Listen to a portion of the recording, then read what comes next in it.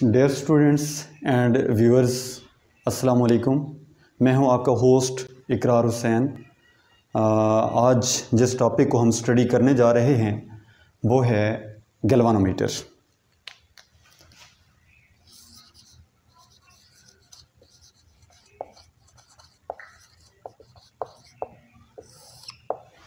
Galvanometer is an electrical device which is used to detect the current in a circuit। और यहाँ पे ये भी आप कह सकते हैं galvanometer is a device which convert electrical energy into mechanical energy, और इसी बेस पे ये वर्क करेगा। और साथ ही इसमें प्रिंसिपल आप कह सकते हैं कि when a coil is placed in a magnetic field then it experiences a torque. और इसके कंस्ट्रक्शन देखते हैं। कंस्ट्रक्शन हमारे पास है, it consist of U shape magnet.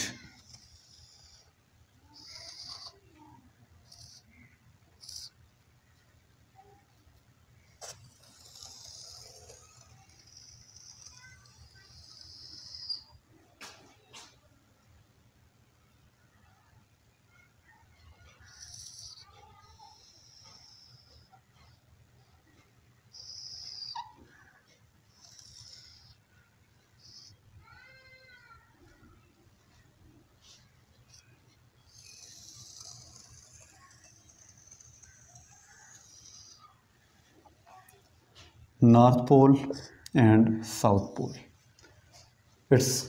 It consists of U-shaped magnet in which a coil is suspended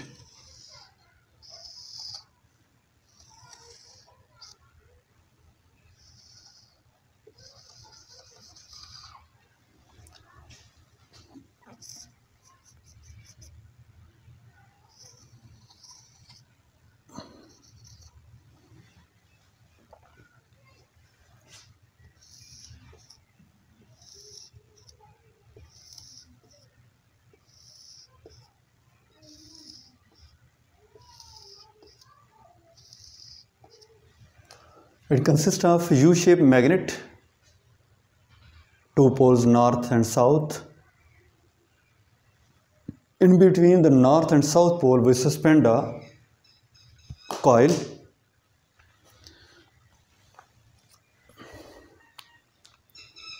which is suspended by metal wire which have two purposes: to lead in and out of the current and produce a torsional torque. You shape magnet होगा, उसके दो poles के in between हम एक coil को suspend कर देते हैं with the help of fine metallic wire. और इन फाइन मेटेलिक वायर के दो फंक्शन हैं कि नंबर एक तो ये करंट को लीड इन और लीड आउट करेंगे।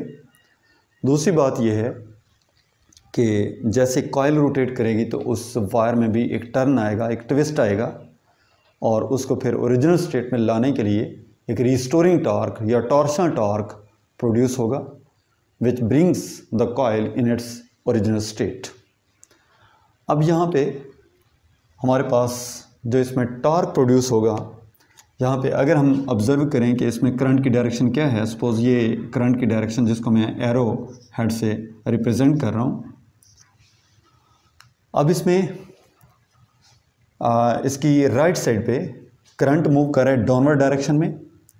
अगर हम इसी कंडक्टर को जो कि राइट साइड पे है उसको हम राइट हैंड में होल्ड करते हैं तो इस कंडक्टर की बिहाइंड मेरी फिंगर्स की डायरेक्शन और परमानेंट मैग्नेटिक फील्ड दोनों सेम डायरेक्शन में हैं, तो पैरेलल हुए। जब दोनों फील्ड पैरेलल होंगे, कौन से दोनों फील्ड, एक परमानेंट दूसरा ड्यू टू करंट, ये दोनों सेम डायरेक्शन में होंगे तो एक दूसरे को स्ट्रेंथन करेंगे। फील्ड क्या होगा, स्ट्रॉन्ग। जबकि इस कंडक्टर की फ्रंट साइड पे मेरी फिंगर्स की डायरेक्शन और परमानेंट मैग्नेटिक फील्ड की डायरेक्शन दोनों एक दूसरे के लिहाज से अपोजिट हैं। तो अपोजिट हैं तो ये फील्ड इस कंडक्टर की फ्रंट साइड पे फील्ड क्या होगा, वीक बनेगा, इसके बिहाइंड स्ट्रॉन्ग होगा। तो ये strong field push the conductor towards weak field out of board. जबकि दूसरी साइड को अगर हम ऑब्जर्व करें तो इसमें करंट मूव कर रहा है अपवर्ड में, तो अगेन राइट हैंड रूल हम यूज़ करते हैं, thumb shows the direction of the current and curled finger shows the direction of the magnetic field. अब इस कंडक्टर की बिहाइंड मेरी फिंगर्स की डायरेक्शन और परमानेंट मैग्नेटिक फील्ड की डायरेक्शन अपोजिट है, तो फील्ड वीक होगा। लेकिन इस कंडक्टर की फ्रंट साइड पे मेरी फिंगर्स की डायरेक्शन और परमानेंट मैग्नेटिक फील्ड की डायरेक्शन दोनों सेम हैं, तो ये एक दूसरे को स्ट्रॉन्ग करेगा, स्ट्रॉन्ग फील्ड प्रोड्यूस होगा। Strong field push the conductor toward weak field, तो ये साइड मूव करेगी इनटू बोर्ड और ये साइड मूव करेगी आउट ऑफ बोर्ड। तो हमारे पास ये कॉइल मूव करेगा इस डायरेक्शन में, एक साइड इनटू बोर्ड, एक साइड आउट ऑफ बोर्ड। तो गोया टॉर्क प्रोड्यूस होगा और इसका जो टॉर्क है tau is equal to N I B A cos alpha. यहाँ पर एन से मुराद है number of turns of the coil, I current flowing in the conductor, B is a magnetic field, A is the area of the coil, and alpha is the angle between width of the coil and magnetic field, जो हमेशा parallel होते हैं। और ज़ाहिर है इस magnet को concave shape बनाया जाता है ताकि आपस में इनकी विड्थ और जो मैग्नेटिक फील्ड है पैरेलल रहे, ताकि वह मैक्सिमम फोर्स को एक्सपीरियंस कर सके। तो एंगल जब आपके पास ज़ीरो बनेगा, cos 0 इज इक्वल टू 1 होगा और ये रिलेशन बन जाएगा tau is equal to N I B A cos 0 degree is equal to 1 multiplied by N I B A. और रिस्टोरिंग टार्क होगा tau is equal to C theta. ये आपके पास equation number 1 और ये इक्वेशन नंबर 2। ये आप यूँ समझ लें कि अप्लाइड टॉर्क है, ये इसका टॉर्शनल टॉर्क है या रिस्टोरिंग टॉर्क। जैसे कॉइल रोटेट करेगी तो ये जो वायर, जो ऊपर फाइन मेटेलिक वायर है, उसमें एक ट्विस्ट पैदा होगा और ये ट्विस्ट जिसकी वैल्यू सी है, और हर एक मटेरियल जैसे आयरन है, कॉपर है, जिंक है, हर एक की ट्विस्ट होने की वैल्यू एक दूसरे मटेरियल के लिहाज से डिफरेंट होगी। और यहाँ पर थीटा होगा एंगल के कितने एंगल पर उसने डिफ्लेक्ट किया। ये applied torque is equal to restoring torque होगा।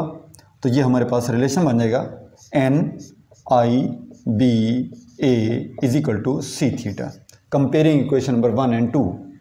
तो यहाँ पे हमारे पास आई आ जाएगा, I is equal to C over N B A into theta.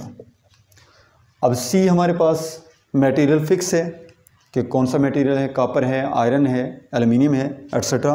N number of turns हैं, वो भी फिक्स रहेंगे। बी मैग्नेटिक फील्ड है, ये भी कांस्टेंट है। और ए आपके पास एरिया ऑफ द कॉइल है, जो ड्यूरिंग रोटेशन उसमें कोई चेंज नहीं आएगी। अब ये तमाम वैल्यूज़ आपके पास कांस्टेंट हैं, तो आप कह सकते हैं I is directly proportional to theta. तो अगर करंट ज़्यादा फ्लो करेगा तो डिफ्लेक्शन ज़्यादा होगी, और अगर करंट मिनिमम पास थ्रू हो रहा है तो डिफ्लेक्शन भी मिनिमम होगी। इनका आपस में रिलेशन डायरेक्टली प्रोपोर्शनल होगा। दूसरा, इसमें जो मेजरमेंट हमारे पास मेथड है वो 2 हैं। नंबर 1 है लेंथ स्केल मेथड।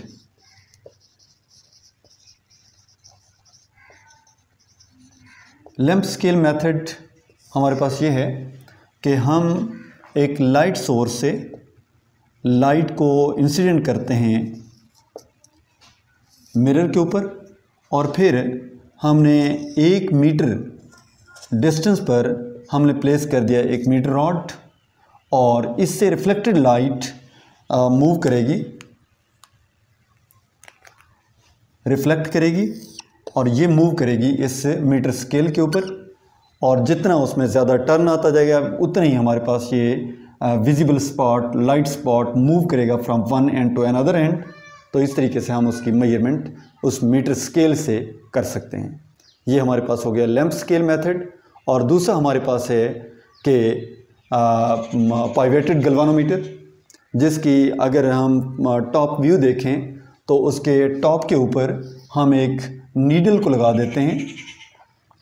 ये नीडल जो है वो इसकी दोबारा इसके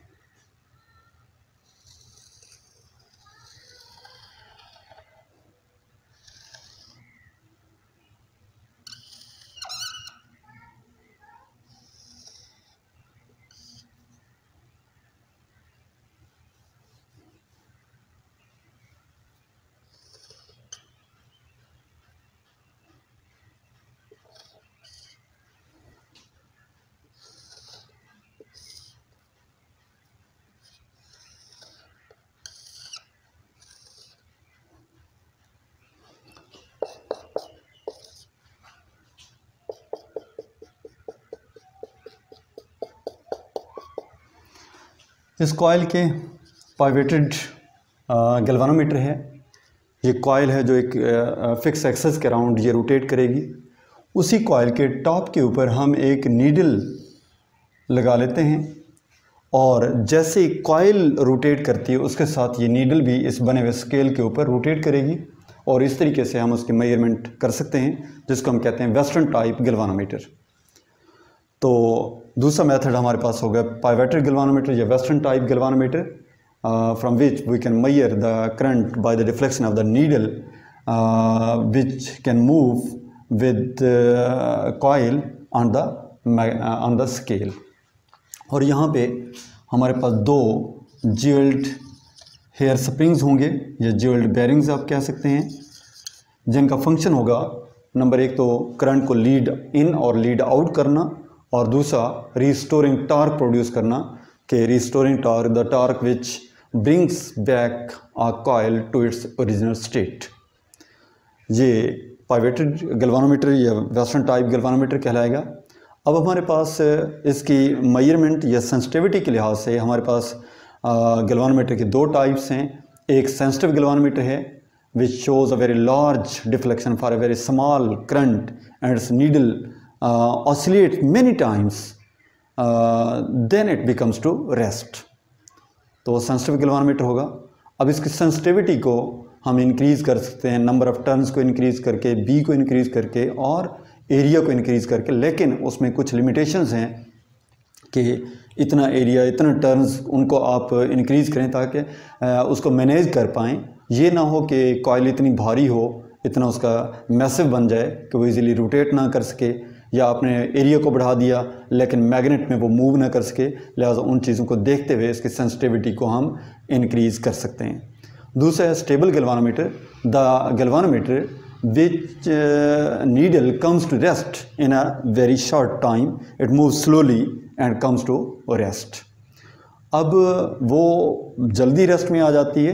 वजह इसमें एक ये है कि जैसे ही कॉइल रोटेट करती है मैग्नेटिक फील्ड में, तो उसमें दो करंट हैं, एक अप्लाइड करंट है, दूसरा जैसे वो मूव करेगा उसमें जो मैग्नेटिक लाइंस हैं वो चेंज होंगी, फ्लक्स चेंज होगा और फ्लक्स के चेंज होने से एक इंड्यूस्ड ईएमएफ पैदा होगा, एक इंड्यूस्ड करंट पैदा होगा जो उस अप्लाइड करंट के अगेंस्ट होगा और वो उसको अपोज करता है। इस वजह से उसको एडी करंट का नाम भी दिया जाता है और बिल आखिर वो कॉइल रेस्ट में आ जाता है क्विकली। तो ऐसे गैल्वानोमीटर को हम कहते हैं स्टेबल गैल्वानोमीटर। मिलते हैं इंशाल्लाह नेक्स्ट वीडियो में, तब तक के लिए अल्लाह हाफिज़।